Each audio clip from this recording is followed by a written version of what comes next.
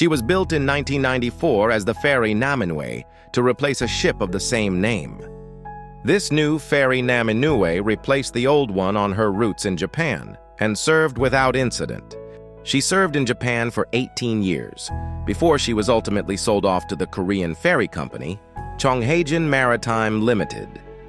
She returned to service in the same year, 2012, as the MV Seawall. They added heavy passenger decks. Under her new owners, she served the Incheon to Jeju route. She served this route for the rest of her time. However, things went terribly wrong during what was supposed to be a regular voyage. The ferry departed the port of Incheon for the last time on April 15, 2014, merely 2 years after she began service.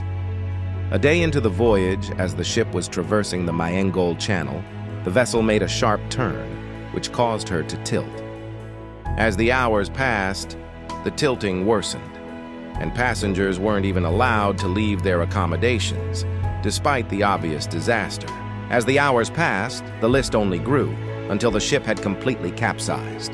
And 2 days later, MV Seawall completely sank, leaving 304 people dead, plenty of those being students who were on a field trip to Jeju.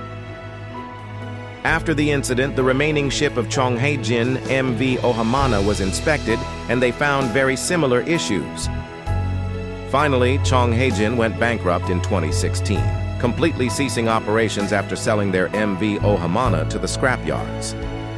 In 2017, some 3 years after the Seawall sank, she was raised from the seabed and eventually arrived at the port of Mokpo. Sometime later, the aft decks were removed.